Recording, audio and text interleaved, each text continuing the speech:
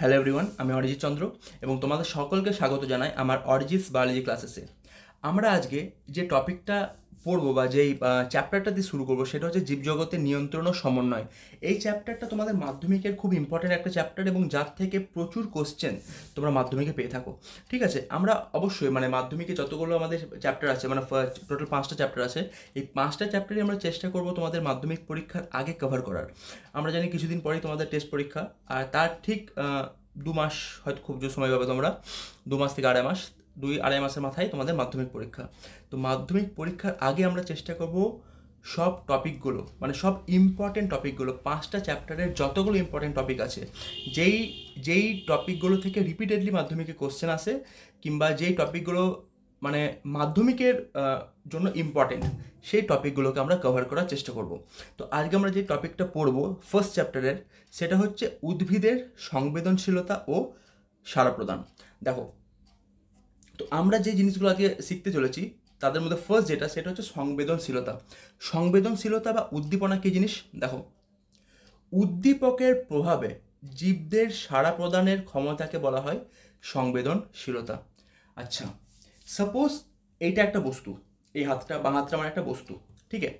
তো এই বস্তুটা ওপর এই হাতটা একটা জাস্ট এইভাবে মারলাম, এই হাতে করে, ডান হাতে করে বাঁ হাতে মারলাম। তো বাঁ হাতে মারার ফলে এখানে আমি একটা প্রেশার, এখানে আমি একটা আঘাত অনুভব করলাম। তো যেভাবে যখন মারলাম এখানে একটা আঘাত অনুভব করলাম। এই অনুভব যে করছি না, আঘাত অনুভব করছি, সেটা অ্যাকচুয়ালি উদ্দীপনা বা সংবেদনশীলতা। ওকে, আর যার প্রভাবে আমি এই আঘাতটা অনুভব করছি, যার প্রভাবে সংবেদনশীলতা বা যার প্রভাবে উদ্দীপনা আসছে, সেটা হচ্ছে উদ্দীপক। ঠিক আছে, তো ফার্স্ট যেটা গেল আমাদের, সেটা হচ্ছে সংবেদনশীলতা বা উদ্দীপনা এবং উদ্দীপক। সংবেদনশীলতা উদ্দীপকের প্রভাবের সৃষ্টি হচ্ছে, আর যার প্রভাবে সংবেদনশীলতা সৃষ্টি হচ্ছে সেটা হচ্ছে উদ্দীপক। একটা গেল আমাদের সংবেদনশীলতা, একটা গেল আমাদের উদ্দীপক। ওকে, তারপরে আমরা আসবো হচ্ছে আচ্ছা, এর মধ্যেও বলে দিই, উদ্দীপক আবার দু রকম হয়। একটা হচ্ছে বাহ্যিক উদ্দীপক, একটা হচ্ছে আভ্যন্তরীণ উদ্দীপক। ঠিক আছে, বাহ্যিক যে রকম উদ্দীপনা, যেই উদ্দীপনাটা আমাদের বাইরে থেকে আসছে। ঠিক আছে, কথা বলছি, সূর্যের আলো আমাদের চোখে লাগছে, গরম লাগছে যখন বাইরে থেকে তাপটা আসছে, বা বৃষ্টি পড়লে জলের ফোঁটা গায়ে এসে পড়ছে। ঠিক আছে, তো এগুলো হচ্ছে বাহ্যিক উদ্দীপক, যেটা বাইরে থেকে আসছে। তাহলে তাপ, আলো, জল, এই সমস্ত হচ্ছে বাহ্যিক উদ্দীপক। আভ্যন্তরীণ উদ্দীপক কী জিনিস? আভ্যন্তরীণ যেটা আমাদের শরীরের ভেতরে থেকে আমাদের উদ্দীপনা জোগাচ্ছে, যেমন হরমোন। ঠিক আছে, হরমোন আমাদের বিভিন্ন রকম কাজ আমরা জানি, যে বডিতে আমরা পড়বো, আমরা এই চ্যাপ্টারে পড়বো, বিভিন্ন রকম হরমোন রয়েছে যারা আমাদের বডিকে বিভিন্ন কাজে উদ্দীপ্ত করছে। তো সেগুলো হচ্ছে আভ্যন্তরীণ উদ্দীপক। ওকে, তো একটা গেল বাহ্যিক উদ্দীপক, একটা হচ্ছে আভ্যন্তরীণ উদ্দীপক। এরপরে আমরা পড়বো আরও দুটো ইম্পর্টেন্ট টপিক, সেটা হচ্ছে চলন ও গমন। চলন ও গমন কী জিনিস? আমরা যখন স্থান পরিবর্তন না করে, ভালো করে বুঝবে, আমরা যখন স্থান পরিবর্তন না করে একই জায়গা থেকে শুধুমাত্র বডি পার্টস মুভমেন্ট করাচ্ছি, আমি এই যেখানে বসে আছি, বসে জাস্ট আমার হাত নড়ছে, আমার হয়তো মাথা নড়ছে, এইটা হচ্ছে চলন।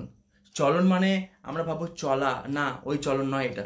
ঠিক আছে, চলা নয়, কিন্তু এখানে স্থান পরিবর্তন হবে না, এখানে শুধুমাত্র অঙ্গ প্রত্যঙ্গের সঞ্চালন হবে, সেটা হচ্ছে চলন। আর গমন কি? যখন অঙ্গ প্রত্যঙ্গের সঞ্চালনের মাধ্যমে আমাদের স্থান পরিবর্তন ঘটে, তখন সেটা হচ্ছে গমন। তো একটা হলো চলন, একটা হচ্ছে গমন। চলনে কোনো রকম স্থান পরিবর্তন হবে না, গমনে স্থান পরিবর্তন হবে। ঠিক আছে, তো এখান থেকে তোমরা একবার যদি দেখো, আমাদের এখানে একটা পার্থক্য দেওয়া আছে চলন আর গমনের। চলন কি বললাম? চলনের ক্ষেত্রে স্থান পরিবর্তন হচ্ছে না, গমনের ক্ষেত্রে স্থান পরিবর্তন বা স্থানান্তর সম্পন্ন হবে, এখানে স্থানান্তর হচ্ছে না। এটা আমি চেষ্টা করছি তোমাদের বই থেকেই পড়ানো, যাতে করে তোমরা যখন পড়বে, যখন তোমরা বই নিয়ে বসবে, তখন যাতে রিলেট করতে পারো ব্যাপারটা। আমি চাইলে তোমাদেরকে হয়তো পিপিটি বানিয়েও পড়াতে পারতাম, বাট আমি বইটাকেই চেষ্টা করেছি বইটা থেকে যতটা সম্ভব করানো যায়। পরবর্তীকালে আমি চেষ্টা করবো ইম্পর্টেন্ট টপিকগুলো নিয়ে পিপিটি বানিয়ে তোমাদেরকে বোঝানোর, বাট আমার ফার্স্ট টার্গেট অ্যাটলিস্ট আগে বইটা শেষ করার। ঠিক আছে, আচ্ছা, নেক্সট কি? স্থান কোথায় হচ্ছে? চলন প্রধানত উদ্ভিদ দিয়ে সম্পন্ন হয়। উদ্ভিদরা গাছেরা দেখবে ওরা কিন্তু চলতে পারে না, ওরা একদিকে ফিক্সড আছে। ঠিক আছে, সেটা হচ্ছে চলন। তারা কিন্তু এক জায়গায় ফিক্স থেকে তাদের ডালপালা নাড়ায়। কিন্তু গমন আর চলন দুটোই কিন্তু মানুষের ক্ষেত্রে বা অন্যান্য প্রাণীর ক্ষেত্রে হয়ে থাকে। তো একটা হচ্ছে চলন, একটা হচ্ছে গমন। আচ্ছা, কিছু কিছু এমন উদ্ভিদ থাকে যাদের আবার চলনের পাশাপাশি গমনও হয়, যেমন ক্ল্যামাইডোমোনাস, যেমন ভলবক্স। এদের চলন এবং গমন দুই সম্পন্ন হয়, মানে এরা কিন্তু স্থান পরিবর্তনও করতে পারে। আচ্ছা, এবার চলন হলেই যে গমন হবে তার কিন্তু কোনো নিশ্চয়তা নেই। চলন হচ্ছে আমি এখানে বসে হাত পা নাড়ছি, আমি কি উঠে চলে গেলাম? আমি তো বসে আছি এক জায়গায়, আমার তো স্থান পরিবর্তন হয়নি। তো চলন হলে যে গমন হবে তার কোনো মানে নেই। কিন্তু আমাকে যদি এখান থেকে উঠে যেতে হয়, আমার হাত পা নাড়াতে হবে, মানে গমন হলে চলন কিন্তু হতেই হবে। ওকে, আচ্ছা। আর চলনের জন্য নির্দিষ্ট কোনো অঙ্গের প্রয়োজন হয় না। নির্দিষ্ট কোনো অঙ্গের প্রয়োজন হয় না বলতে, আমরা যখন এক জায়গায় বসে বা মানে এক জায়গায় বসে বা এক জায়গায় স্থির থেকে আমরা অঙ্গ প্রত্যঙ্গ সঞ্চালন করছি, আমরা যে কোনো অঙ্গ প্রত্যঙ্গের সঞ্চালন করতে পারি। আমি মাথা নাড়লেও সেটা চলন, আমি হাত নাড়লেও সেটা চলন, আমি বসে বসে যদি পাও নাড়ি সেটাও চলন। কিন্তু গমনের জন্য নির্দিষ্ট অঙ্গের প্রয়োজন হয়। আমরা যেমন মাথার নিচের দিকে করে পাটা উপর দিকে করে মাটিতে হাঁটতে পারবো না, ঠিক আছে, হ্যাঁ, উল্টো করে হাত দিয়ে আলাদা কেস, বাট মাথার হেল্প নিয়ে আমরা হাঁটতে পারবো না, আমাদের হাঁটার জন্য পায়ে দরকার। ঠিক আছে, সেরকমই বিভিন্ন রকম অঙ্গ রয়েছে, যেমন বিভিন্ন প্রাণীর ক্ষেত্রে তারা পায়ে করে হাঁটে। এমন অনেক প্রাণী রয়েছে যারা, যেমন ব্যাকটেরিয়ারও রয়েছে, বা স্পঞ্জ টাইপের রয়েছে, বা ভলবক্স বা ক্ল্যামাইডোমোনাস বা বিভিন্ন রকম প্রাণীরা রয়েছে, তাদের ক্ষেত্রে সিলিয়া এবং ফ্ল্যাজেলা দেখা যায়। ঠিক আছে, সিলিয়া ফ্ল্যাজেলা হচ্ছে মানে এক প্রকারের গমন অঙ্গ যা তাদের গমনে সহায়তা করে। ওকে, তো এই হলো চলন আর গমনের পার্থক্য। এবার টোটাল 4টে আমি ইম্পর্টেন্ট টপিক বললাম। একটা হচ্ছে সংবেদনশীলতা বা উদ্দীপনা, একটা হচ্ছে উদ্দীপক। এবার একবার জাস্ট দেখে নিই জিনিসগুলো কি। সাপোজ এইটা হচ্ছে একটা কোনো বস্তু, ঠিক আছে, এটা একটা কোনো বস্তু এর ওপর যখন বি বস্তু প্রভাব ফেলছে, এই প্রভাবটাকে বলা হচ্ছে কি, মানে যে প্রভাব ফেলছে এই প্রভাব, আচ্ছা, এই প্রভাব ফেলছে, তো প্রভাব ফেলার পর এর মধ্যে যে রিয়াকশনটা হচ্ছে, এই যে রিয়াকশনটা দিচ্ছে সেইটাকে আমরা বলছি উদ্দীপনা, সেইটাকে আমরা বলছি উদ্দীপনা। আর বি যে এর উপর প্রভাবটা ফেলছে একে আমরা বলছি উদ্দীপক। ক্লিয়ার? উদ্দীপনা, উদ্দীপক। উদ্দীপনারই আরেকটা নাম হচ্ছে সংবেদনশীলতা। উদ্দীপনারই আরেকটা নাম হচ্ছে সংবেদনশীলতা। ওকে, আচ্ছা, এই হলো উদ্দীপনা আর সংবেদনশীলতা। নেক্সট আসছি চলন গমন। আমার হাতে লেখা খুব সুন্দর, ঠিক আছে, তোমরা একটু দেখে নিও, ভালো করে কষ্ট করে বুঝে নিও। অতিরিক্ত সুন্দর আমার হাতে লেখা, কেউ বাজে মন্তব্য করবে না আমার হাতে লেখা নিয়ে। দেখো, নেক্সট আসছি আমি চলন গমন। একটা কোনো বস্তু, একটা কোনো সাপোজ একটা কোনো গাছ, আমি ছবিও খুব ভালো আঁকি। ওকে, সাপোজ একটা গাছ, কী গাছ কে জানে, কিন্তু একটা গাছ এটা, ঠিক আছে, এ এক জায়গায় ফিক্সড রয়েছে, এ কিন্তু মুভ করতে পারছে না, মানে নিজে এক জায়গা থেকে আরেক জায়গায় কিন্তু যেতে পারছে না, কিন্তু এক জায়গায় দাঁড়িয়ে সে নিজের ডালপালা নাড়াতে পারছে। এইটা হচ্ছে চলন। আর গমন কি, যখন কোনো একটা জীব, সে যে কেউ হতে পারে, সে কোনো প্রাণী হোক, মানে মানুষ হোক, কুকুর, বেড়াল, ছাগল, যে কেউ হোক না কেন, সে যখন এক জায়গা থেকে আরেক জায়গায় মুভ করছে, এ পজিশন থেকে সে বি পজিশনে গেল, সেইটা হচ্ছে গমন। ক্লিয়ার? এই হচ্ছে চলন আর গমন। ভালো করে মনে রাখার জন্য তোমরা একটা এক্সাম্পল এভাবে নিতে পারো। সাপোজ তোমরা ক্লাসে বসে আছো, ধরো তুমি ক্লাসে বসে আছো, এবার তোমার পেছনে যে ছেলেটা বসে আছে বা যে পেছনে যে মেয়েটা বসে আছে, কথা আমরা বলছি, সে হয়তো তোমার মাথায় একটা টাপলি মারলো, ঠিক আছে, মাথায় টাপলি মারলো, তুমি পেছনে ঘুরে তাকালে, ঠিক আছে, তুমি যে পেছনে ঘুরে তাকাচ্ছ এইটা হচ্ছে তোমার উদ্দীপনা বা সংবেদনশীলতা, আর যে টাপলি মারলো সে হচ্ছে উদ্দীপক। ক্লিয়ার? সংবেদনশীলতা বা উদ্দীপনা আর উদ্দীপক। এবার ধরো তুমি পিছনে তাকালে, তুমি তোমার জায়গাতে বসে ওকে মারতে গেলে, ও কিন্তু দৌড়ে পালালো, ওকে মারতে পারলে না, ও দৌড়ে পালালো, ওকে মারার জন্য তুমি আবার ওর পেছনে পেছনে দৌড়ালে, ঠিক আছে, ওকে মারার জন্য তুমি ওর পেছনে ছুটলে, তাহলে যখন তুমি পিছনে ঘুরে ওকে মারতে গেলে সেখানে কিন্তু তোমার গমন হলো না, তোমার শুধু চলন হলো, তোমার হাতের মুভমেন্ট হলো। কিন্তু ও দৌড়ে পালানোর পর তুমি যখন ওর পেছনে গেলে তখন সেক্ষেত্রে হলো গমন। ক্লিয়ার? তো আশা করি সংবেদনশীলতা, উদ্দীপক, চলন আর গমন তোমাদের কাছে ক্লিয়ার। নেক্সট আমরা যেটা পড়বো, আচার্য জগদীশ চন্দ্র বসু, তোমরা নাম শুনেছ, আচার্য জগদীশ চন্দ্র বসু, আমাদের বাঙালিদের গর্ব আমরা বলতে পারি ওনাকে। তো উনি প্রথম প্রমাণ করেছিলেন যে উদ্ভিদরা উত্তেজনায় সাড়া দেয়, উদ্ভিদের মধ্যেও কিন্তু উত্তেজনা আছে বা তাদেরও কিন্তু প্রাণ আছে। তিনি প্রথম এটি প্রমাণ করেছিলেন, ঠিক আছে। একটি তিনি যন্ত্র আবিষ্কার করেছিলেন, তার নাম হচ্ছে কেসকোগ্রাফ। তোমরা আগেই পড়েছো জিনিসটা। কেসকোগ্রাফ নামক একটি যন্ত্র তিনি আবিষ্কার করেছিলেন। এই কেসকোগ্রাফ যন্ত্রে দেখো, কেসকোগ্রাফ যন্ত্রটি গঠিত হয় অনেকগুলি গিয়ার এবং একটি কাঁচ নির্মিত ধোঁয়াটে প্লেট দ্বারা। সর্বসমক্ষে বিষাক্ত ব্রোমাইড দ্রবণের মধ্যে উদ্ভিদের মূলের অগ্রভাগ স্থাপন করার পর দেখা যায় যে কেসকোগ্রাফ যন্ত্রের ধোঁয়াটে প্লেটটির ওপর আলোক বিন্দুটি তীব্রভাবে কম্পিত হচ্ছে। এই যে আলোক বিন্দুটি তীব্রভাবে কম্পিত হচ্ছে, এই তীব্রভাবে কম্পিত হচ্ছে, এইটাই প্রমাণ করছে যে উদ্ভিদটা বা পার্টিকুলার এই গাছটা উদ্দীপনায় সাড়া দিচ্ছে। গাছটার মধ্যেও সংবেদনশীলতা সৃষ্টি হয়েছে, সেও কিন্তু সাড়া দিচ্ছে। উদ্ভিদটির মৃত্যুর সাথে সাথে এই কম্পন স্থির হয়ে যায়। তাহলে যখন কম্পনটা স্থির হয়ে যাচ্ছে মানে বুঝতে হবে উদ্ভিদটা মারা গেছে। উদ্ভিদটা মারা গেছে, তার মধ্যে কোনো সংবেদনশীলতা তৈরি হচ্ছে না। যেহেতু কোনো সংবেদনশীলতা তৈরি হচ্ছে না, ওই কম্পনটিও সৃষ্টি হচ্ছে না। এইভাবে আচার্য জগদীশ চন্দ্র বসু প্রথম প্রমাণ করেছিলেন যে উদ্ভিদেরও প্রাণ আছে, তারাও উদ্দীপনায় সাড়া দেয়, তাদেরও মানে কি বলবো সংবেদনশীলতা রয়েছে, ঠিক আছে। এরপর আমরা যেটা পড়ব সেটা হচ্ছে উদ্ভিদের চলন। জগদীশ চন্দ্র বসু প্রমাণ করলেন যে উদ্ভিদেরাও উত্তেজনায় সাড়া দেয়, এদেরও মানে প্রাণ রয়েছে। তো এই উদ্ভিদেও উদ্দীপনায় সাড়া দিচ্ছে, উদ্ভিদের মধ্যেও যে এরকম টাইপের মুভমেন্ট হচ্ছে, মানে চলন বা গমন হচ্ছে, সেই পুরো জিনিসটাকে আমরা এবার পড়ব, ঠিক আছে। টোটাল 3 রকমের চলনের কথা আমরা পড়ব। 1 হচ্ছে ট্যাকটিক চলন, 2 হচ্ছে ট্রপিক চলন, 3 হচ্ছে ন্যাস্টিক চলন, ঠিক আছে, ভালো করে বুঝবে। 1 হচ্ছে ট্যাকটিক, 2 হচ্ছে ট্রপিক, 3 হচ্ছে ন্যাস্টিক। এগুলো আবার ফার্দার ভাগ আছে, ফটোট্রপিক, ফটোট্যাকটিক, ফটোন্যাস্টিক, কেমোট্রপিক, জিওট্যাকটিক, সিসমোন্যাস্টিক, এরকম অনেকগুলো ভাগ আছে, আমরা এক এক করে সব পড়বো।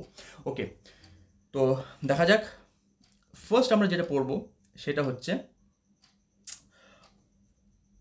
ট্যাকটিক চলনেরই যেটা পড়বো সেটা হচ্ছে ট্যাকটিক চলন, ঠিক আছে। ট্যাকটিক চলন কি?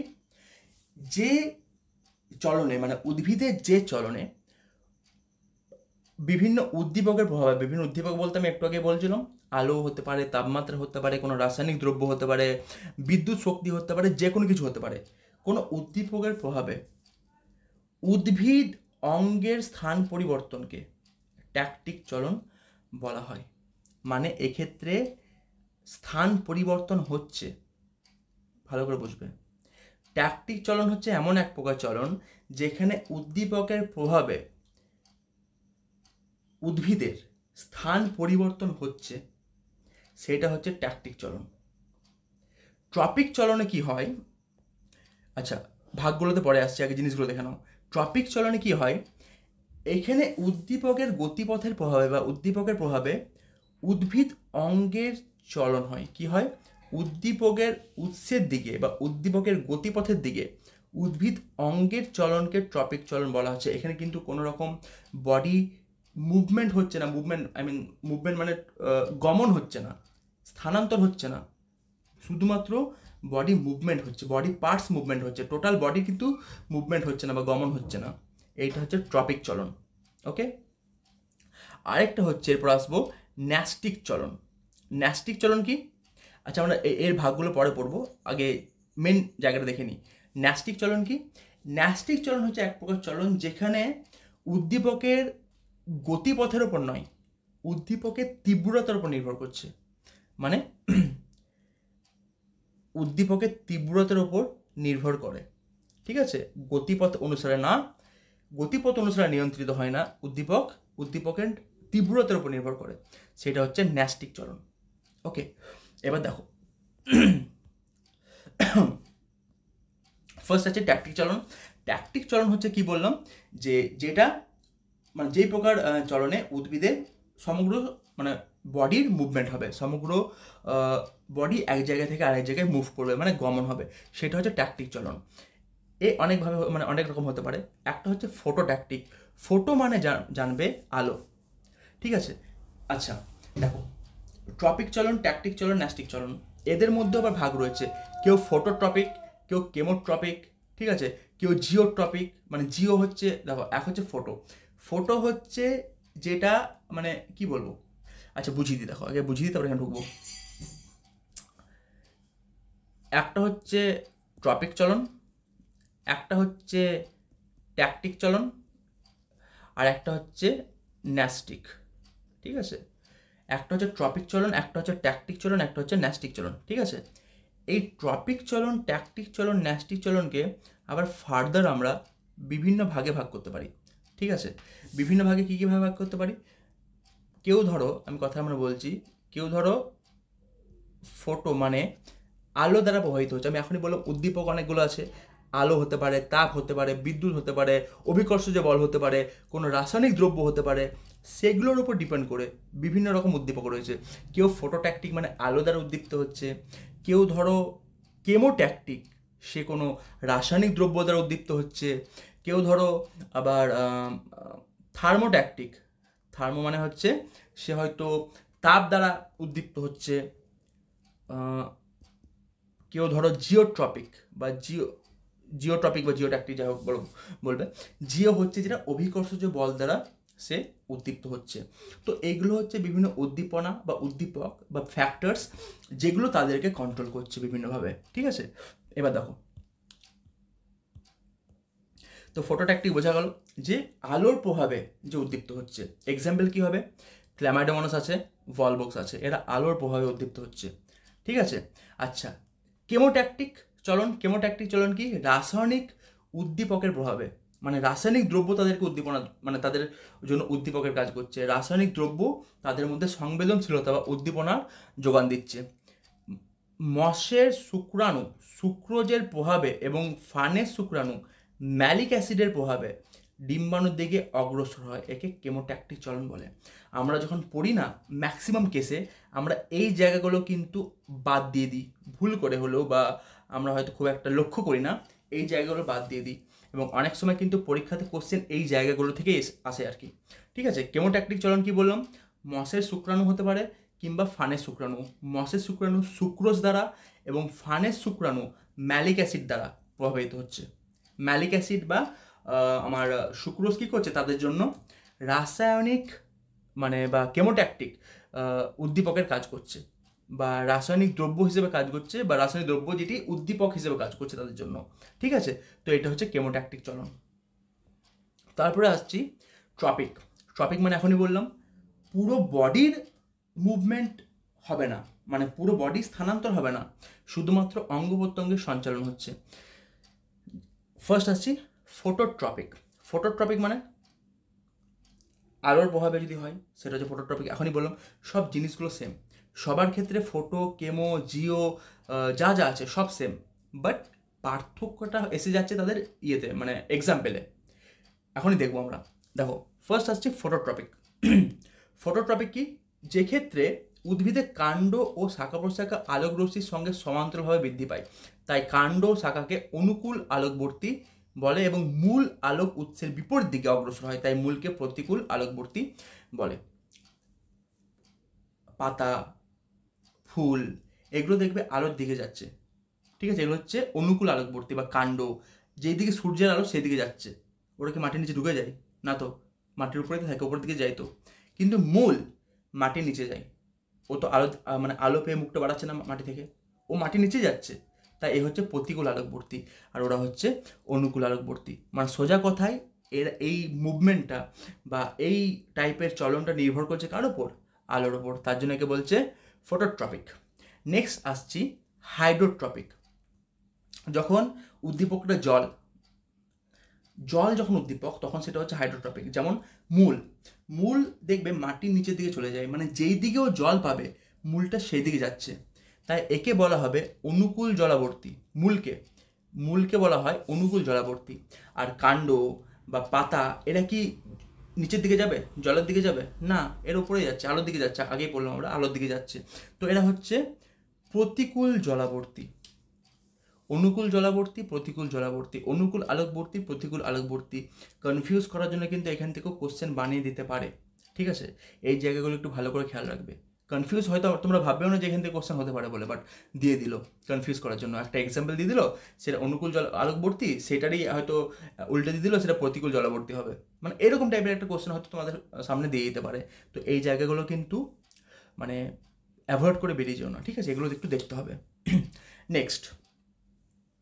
নেক্সট আসছি জিওট্রপিক। জিও মানে এখনই বললাম অভিকর্ষজ বল। যখন গাছের মুভমেন্টটা অভিকর্ষজ বলের দিকে হচ্ছে, অভিকর্ষজ বল কোথায়? নিচের দিকে। তো যখন মুভমেন্টটা সেই দিকে হচ্ছে, সেটা হচ্ছে জিওট্রপিক চলন। ওকে, জিওট্রপিক চলনের যেমন আমি বলছি, এর মধ্যেও কিন্তু ওই প্রতিকূল অভিকর্ষবর্তী বা তির্যক অভিকর্ষবর্তী বা অনুকূল অভিকর্ষবর্তী রয়েছে, ঠিক আছে? অনুকূল অভিকর্ষবর্তী দেখো, अगेन মূলটা নিচের দিকে যাচ্ছে, অনুকূল। কিন্তু কাণ্ড বা পাতা বা ফুল ও কি অভিকর্ষজ বলের দিকে যাচ্ছে? না, ও উপর দিকে যাচ্ছে, তারা প্রতিকূল। বোঝা গেল? অনুকূল অভিকর্ষবর্তী আর প্রতিকূল অভিকর্ষবর্তী। আরেকটা রয়েছে দেখো, পার্শ্বীয় মূল পৃথিবীর ভর কেন্দ্রের সঙ্গে লম্বভাবে বৃদ্ধি পায়, তাই উদ্ভিদের পার্শ্বীয় মূলের চলনকে তির্যক অভিকর্ষবর্তী বলা হয়, ঠিক আছে? তাহলে এই যতগুলো রয়েছে আমাদেরকে চেষ্টা করতে হবে জাস্ট জিনিসটা কি, ফ্যাক্টটা কি বলতে যাচ্ছে সেটা একটু ভালো করে ক্যাচ করার, ঠিক আছে? এক্সামে কিন্তু কোশ্চেন এইভাবে আসতেই পারে। ওকে, নেক্সট আমরা হচ্ছে পড়বো ন্যাস্টিক চলন। ন্যাস্টিক চলন কি বললাম, যেটা যে এ কিন্তু উদ্দীপকের গতিপথের ওপর নির্ভর করছে না, এ নির্ভর করছে উদ্দীপকের কিসের ওপর? উদ্দীপকের কিসের উপর নির্ভর করছে? তীব্রতার ওপর, ঠিক আছে? দেখো আমি এক্সাম্পল দিই একটা, সাপোজ এই একটা হাত আমার, এই হাতটা, এবার একে এই দিক থেকে একটা টাপলি মারা হলো, একে এই দিক থেকে একটা টাপলি মারা হলো, দুদিক থেকে মারা হলো, কিন্তু দেখা গেলো যে এই দিক থেকে টাপলিটা মারলো সেটা আরও জোরে মারা হলো। তো যেই দিকে জোরে মারা হলো ও কিন্তু সেই দিকে তাকাবে, যে ডান দিক থেকে মারা হয়েছে, ও কিন্তু বাঁ দিকে তখন তাকাচ্ছে না, দুদিকে একসাথে মারা হয়েছে সাপোজ। যেই দিক থেকে জোরে মারা হলো ও সেই দিকে তাকাবে, মানে তীব্রতাটা কোন দিকে বেশি? ডান দিকে, যেই দিক থেকেও কিছু জোরে মারা হচ্ছে। এইটা হচ্ছে তীব্রতা, বোঝা গেল? তো যেই প্রকার মুভমেন্ট এই তীব্রতার উপর নির্ভর করছে, তীব্রতা বেশি থাকলে সেদিকে মুভমেন্ট হবে, তীব্রতা কমে গেলে মুভমেন্ট কমে যাবে। এইটা হচ্ছে ন্যাস্টিক চলন। ওকে, যেমন ফোটোন্যাস্টিক, ফার্স্ট আসছে ফোটোন্যাস্টিক চলন। ফোটোন্যাস্টিক মানে যখন আলোর তীব্রতার উপর নির্ভর করে উদ্ভিদ অঙ্গের চলন হচ্ছে, যেমন সূর্যমুখী, পদ্ম প্রভৃতি ফুলেরা আলোর তীব্রতা ফোটে, আলোর তীব্রতায় ফোটে, আবার কম আলোতে মুদে যায়, বা কম আলোতে আবার কী হয়, আবার মুদে যাচ্ছে। সেটা হচ্ছে আলোর তীব্রতার উপর নির্ভর করছে, একে বলা হচ্ছে ফোটোন্যাস্টিক। আবার দেখো থার্মোন্যাস্টিক কি বলছে? উদ্ভিদ অঙ্গের সঞ্চালন বা চলন যখন উষ্ণতার তীব্রতার দ্বারা নিয়ন্ত্রিত হয়, উদ্ভিদ অঙ্গের চলন যখন তীব্রতা দ্বারা নিয়ন্ত্রিত হচ্ছে, তখন এই ধরনের চলনকে বলছে থার্মোন্যাস্টিক চলন। যেমন টিউলিপ ফুলের পাপড়ি, টিউলিপ ফুলের পাপড়ি অধিক তাপে খোলে, আবার কম তাপে সে আবার আগে জায়গায় ফিরে আসে, ঠিক আছে? সিসমোন্যাস্টিক, সিসমোন্যাস্টিক হচ্ছে একটা ইন্টারেস্টিং জিনিস। সিসমোন্যাস্টিক হচ্ছে যেই প্রকারের মুভমেন্টটা টাচের জন্য হচ্ছে, মানে যেমন লজ্জাবতী গাছ, লজ্জাবতী লতা যেগুলো হয় না, দেখবে যদি টাচ করো না তাদের পাতাগুলো কী হবে? মুড়ে যাবে, আবার কিছুক্ষণ পর দেখবে আস্তে আস্তে সে আবার খোলার চেষ্টা করবে, আবার টাচ করবে, আবার সে মরে যাবে। এইটা হচ্ছে সিসমোন্যাস্টিক চলন। কাদের মধ্যে দেখা যায়? পরীক্ষা অনেক সময় আসে কিন্তু লজ্জাবতী। কার মধ্যে দেখা যায়? লজ্জাবতীর মধ্যে। বোঝা গেল? আচ্ছা, এখানে দেখো উদ্ভিদ অঙ্গের চলন যখন আলো ও তাপ উভয়ের প্রভাবে ঘটে, তখন তাকে নিকটিন্যাস্টি চলন বলা হয়। अगेन আমরা কিন্তু এটা অ্যাভয়েড করে যেতাম, মানে অ্যাভয়েড অনেকে করে যায়, ঠিক আছে? আমরা যখন পড়ি, বইটা পুরো পড়ছি, পাশে কি একটা হলুদ বক্সের মধ্যে লেখা আছে, কি এসে যায়, চলো অ্যাভয়েড করে যাই না, কোশ্চেন আসতে পারে, ঠিক আছে? উদ্ভিদ অঙ্গের চলন যখন আলো ও তাপ উভয়ের প্রভাবে ঘটে, তখন তাকে নিকটিন্যাস্টি চলন বলা হয়। যেমন তেঁতুল গাছ, তেঁতুল গাছের পাতা দিনের বেলায় আলো ও তাপের প্রভাবে খুলে যায়, আবার রাত্রিবেলায় অন্ধকার ও কম তাপে সেটা মুদে যায়, ঠিক আছে? এটা হচ্ছে নিকটিন্যাস্টিক। আচ্ছা, তো এই যতগুলো পড়লাম সেটা হচ্ছে টপিক চলন, ট্যাকটিক চলন এবং ন্যাস্টিক চলন, তাই তো? এবার দেখো আরেকটা রয়েছে কেমোন্যাস্টিক। সেম জিনিস, তীব্রতা প্রভাবে, কিন্তু কার? রাসায়নিক দ্রব্য। কোনো রাসায়নিক পদার্থের সংস্পর্শে উদ্ভিদ অঙ্গে সঞ্চালন বা চলন ঘটলে তাকে কেমোন্যাস্টিক চলন বলা হয়। এক্সাম্পল, বিভিন্ন যেসব পতঙ্গভুক উদ্ভিদরা হয় না, যেমন সূর্য শিশির। সূর্য শিশির হচ্ছে একটা পতঙ্গভুক উদ্ভিদ। যখনই তার ওপর কোনো একটা পতঙ্গ এসে বসলো, পতঙ্গ মানে প্রোটিন, দেখে নাও, পতঙ্গ হচ্ছে প্রোটিন, মানে প্রোটিনেসিয়াস হয়। যখনই এসে বসলো ও কিন্তু প্রোটিনটাকে সেন্স করবে। প্রোটিন তো একটা ধরো কেমিক্যাল কম্পাউন্ড বা একটা রাসায়নিক দ্রব্য, তো ও কিন্তু প্রোটিনটাকে সেন্স করবে, বুঝতে পারবে যে আমার উপর কোনো প্রোটিন এসছে। ও সঙ্গে সঙ্গে কী করবে? মুড়ে নেবে, এবং সে মুড়ে নেওয়ার পর ওই পতঙ্গ থেকে সে নিজের পুষ্টি সংগ্রহ করবে। বোঝা গেল? এইটা হচ্ছে কেমোন্যাস্টিক চলন, তো যেটা কেমিক্যালের প্রভাবে ঘটছে বা কোনো রাসায়নিক দ্রব্যের প্রভাবে ঘটছে।